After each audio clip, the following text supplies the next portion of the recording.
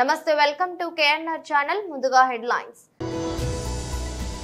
శాసన మండలి విపక్ష నేత బొత్స సత్యనారాయణ ప్రెస్ మీట్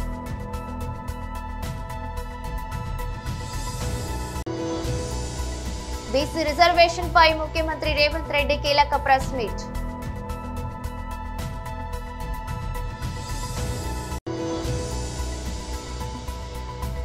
మంత్రి ఎస్ సవిత ప్రెస్ మీట్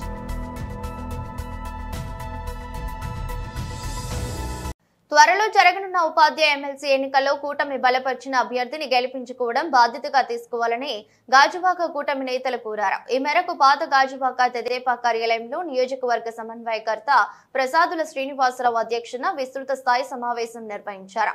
ఈ సందర్భంగా జనసేన పిఎస్సి సభ్యుడు కోన తాతారావు, కార్పొరేటర్లు దల్లి గోవింద్ రెడ్డి, బూండా జగన్, గంధం వెంకటరావు మాట్లాడుతూ ఉపాధ్యాయులు ఎదుర్కొంటున్న సమస్యలను పరిష్కరించగల సమర్థులను ఎన్నుకోవాలని, ఆ దిశగా అందరిలో చైతన్యం తీసుకురావాలని సూచించారు.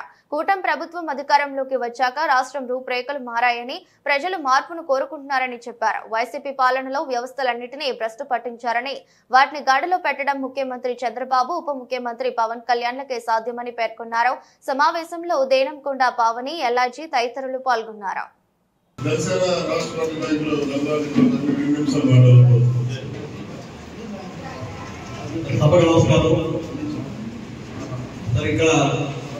ఆ యూనియన్లో ఒక్కోసారి మనకు వ్యతిరేకంగా పనిచేసి మన చంద్రబాబు లీక్ చేయడానికి కొన్ని ప్రయత్నిస్తూ ఉంటాం. యూటీఎఫ్ కానీ, ఎస్టీలు కానీ, టీఆర్పీలు లాంటి వాళ్ళు. మొన్న జరిగిన ఎన్నికల్లో ఏదైతే మన వ్యాపారి చిరంజీవిరావు గారిని ఏపీటీఎఫ్ నుంచి ఎందుకంటే ఈ చంద్రబాబు నాయుడు గారు కానీ, ఎన్టీఆర్ గారు వచ్చిన తర్వాత విద్యారంగం మీద సమూల మార్పుల కోసం ఎక్కువ మందిని, నా వంతు కూడా ఎక్కువ మంది టీచర్స్ వాళ్ళ పిల్లల విద్యా అవకాశాలు బట్టి, ఉపాధి అవకాశాలు బట్టి. కాబట్టి నేను ఏమంటానంటే ప్రతి వార్డులోనూ ప్రాథమిక పాఠశాల ఉన్నది, మాధ్యమిక పాఠశాల ఉంది, హై స్కూల్ ఉన్నాయి. మీరు ఒకసారి మార్నింగ్ టైంలో మీకు అందుబాటులో ఉంటే 3 పార్టీలకు చెందిన ఒక ఈ కోఆర్డినేట్ చేసుకొని ఉదయం బిఫోర్ స్కూల్ ఒక 10 నిమిషాల ముందు వెళ్ళి వాళ్ళని రిక్వెస్ట్ చేస్తే, అలాగే మధ్యాహ్నం ఒక నిమిషం మధ్యాహ్నం లంచ్ టైంలో కానీ, లేదంటే ఈవినింగ్ టైంలో ఏదో మీ వెసులుబాటు పెట్టి 3 పార్టీల వారు మీరు వెళ్తే మీకు చాలా సులభతరం అవుతుంది ఈ విషయం. ఎందుకంటే నేను ఇందాక కూడా చెప్పేది ఏంటంటే, మరొకసారి మన అందరికీ తెలుసు, ఇది గురువులకి అంటే గురువులకే గురువుగా భావించే ఎమ్మెల్సీ ఎన్నిక, ఎగువ సభ ఎన్నిక. కాబట్టి గురువులు అంటేనే పరిస్థితి మీకు తెలుసు. కాబట్టి మన రాత్రి నేను ఒక ఇన్సిడెంట్, నేను కూడా సమావేశంలో పాల్గొన్నాను.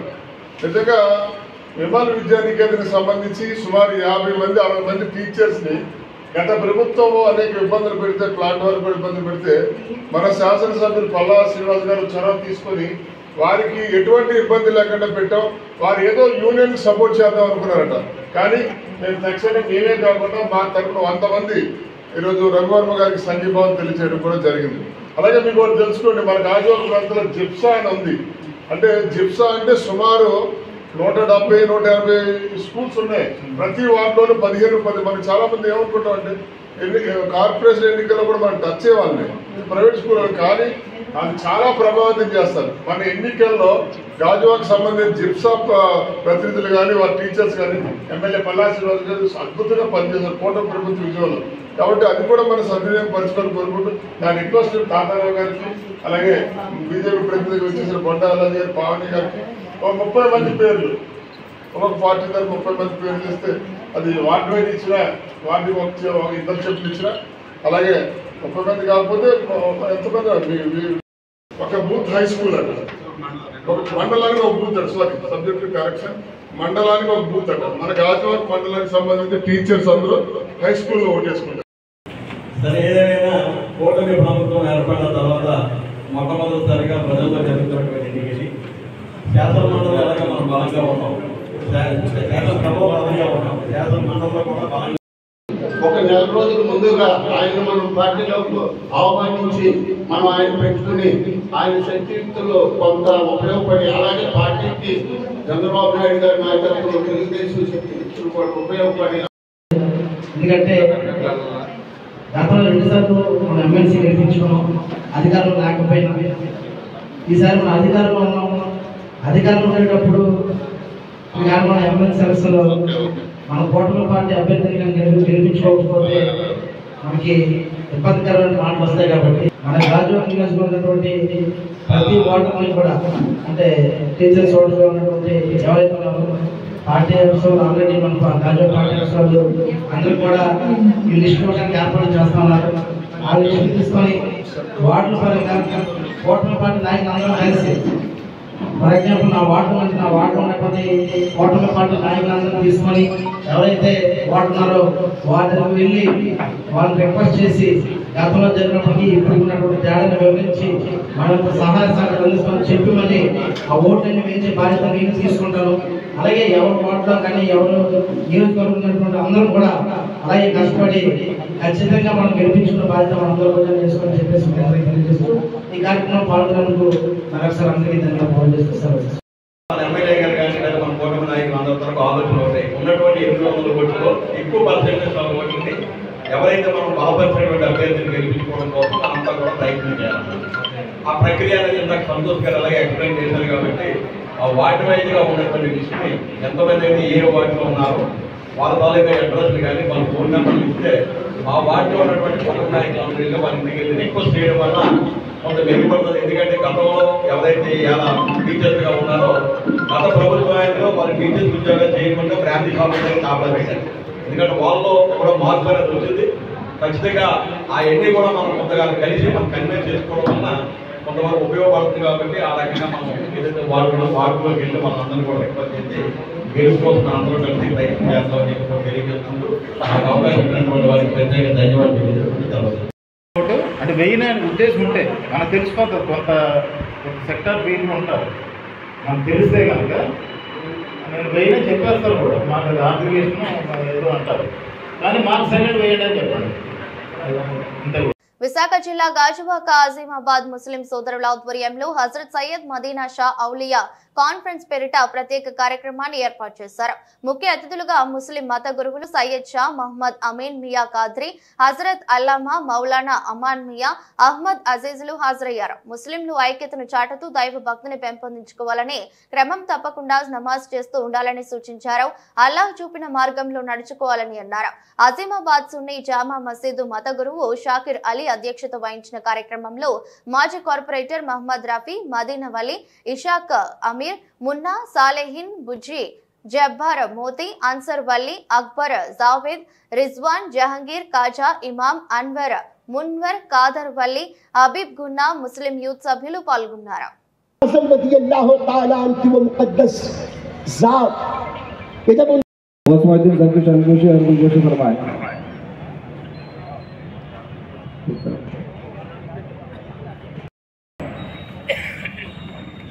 जनाब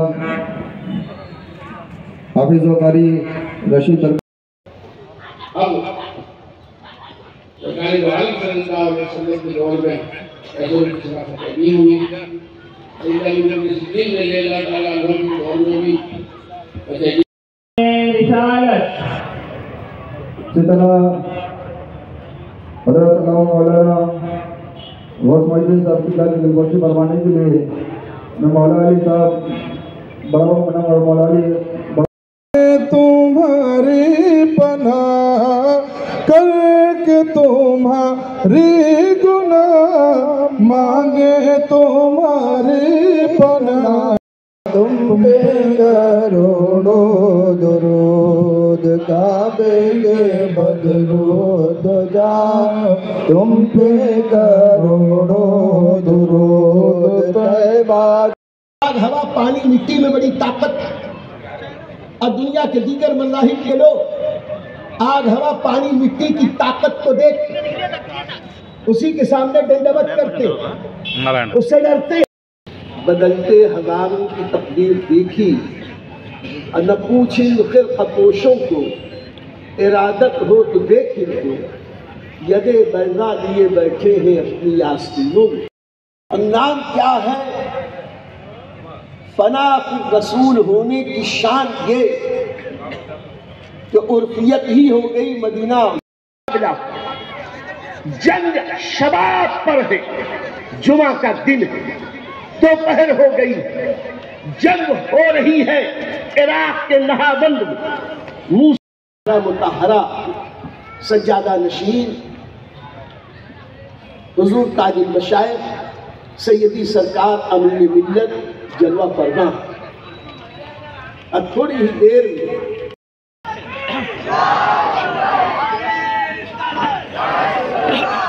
नारे तकबीर, नारे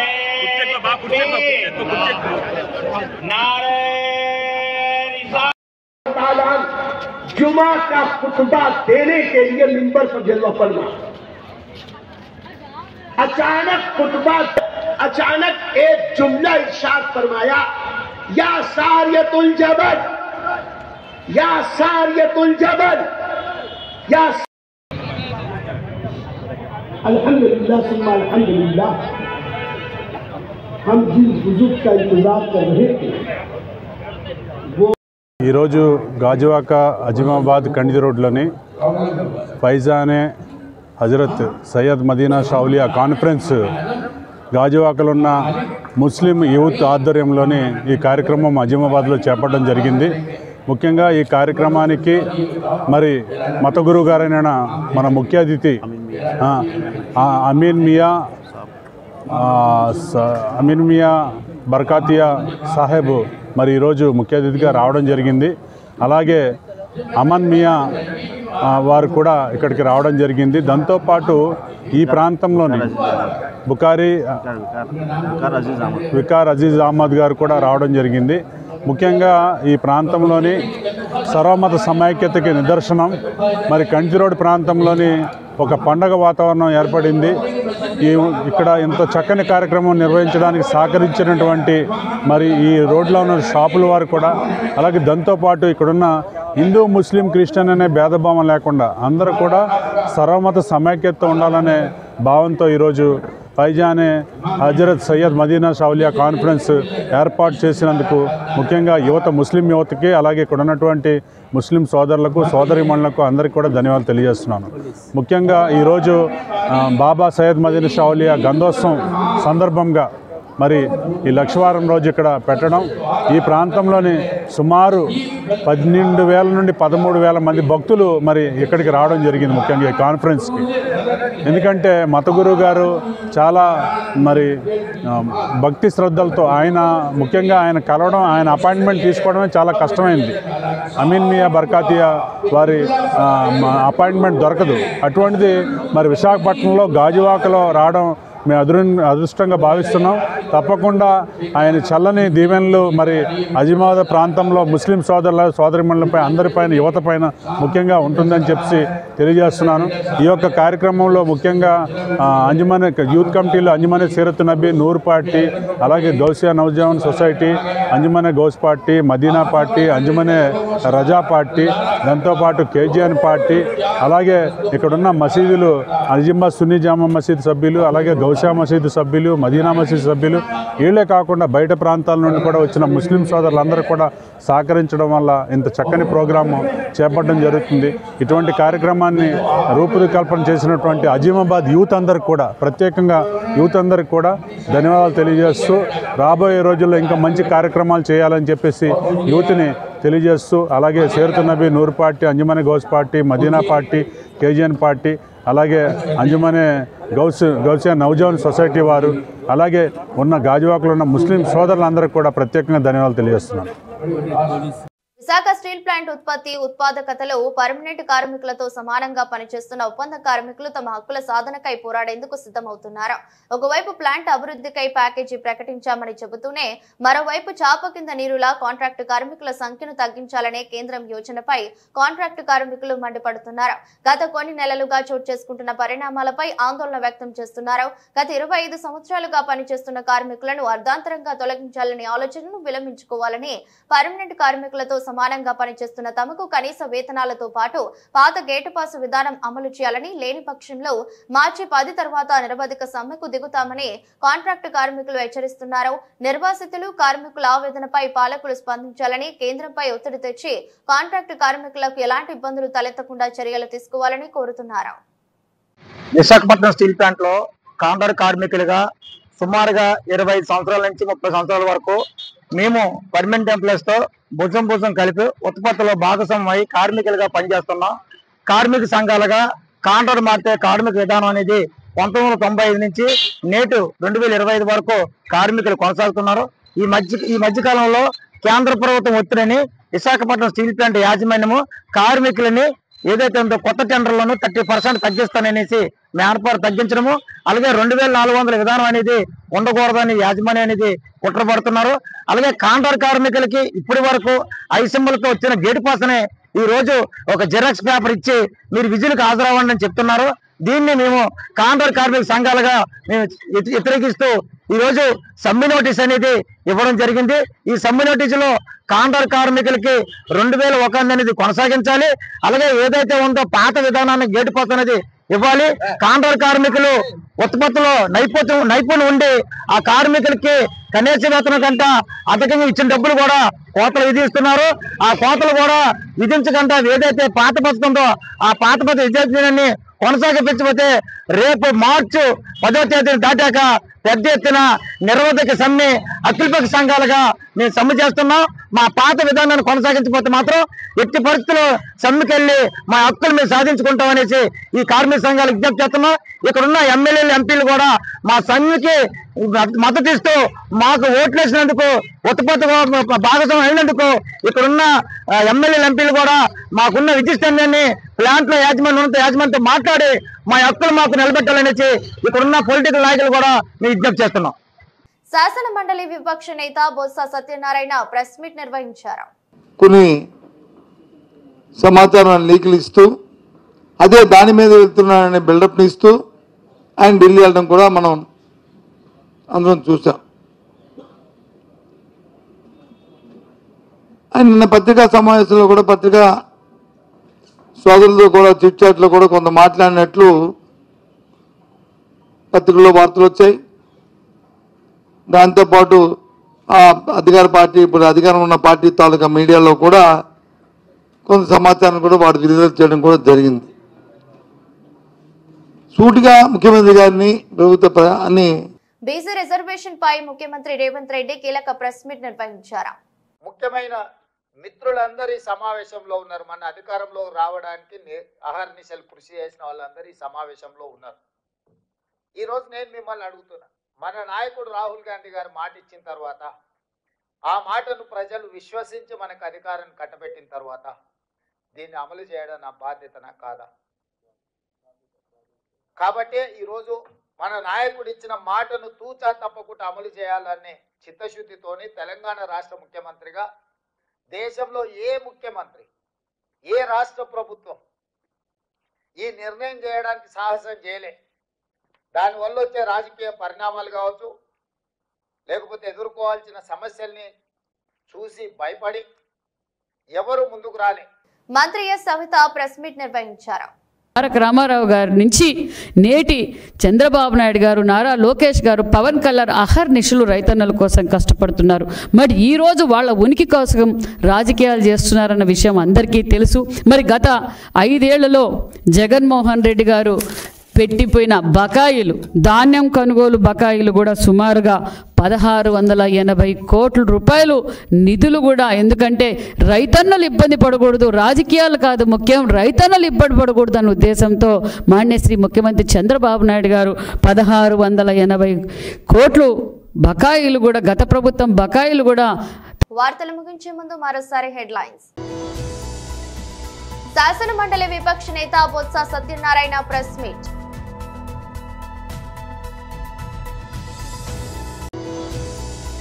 బీసీ రిజర్వేషన్ పై ముఖ్యమంత్రి రేవంత్ రెడ్డి కీలక ప్రెస్ మీట్.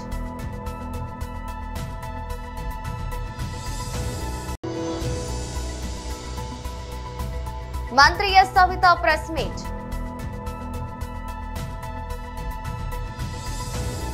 ఇదరస్ట్ బులెటిన్ మరో బులెటిన్ లో మళ్ళీ కలుద్దాం. అంతవరకు సెలవు, నమస్కారం.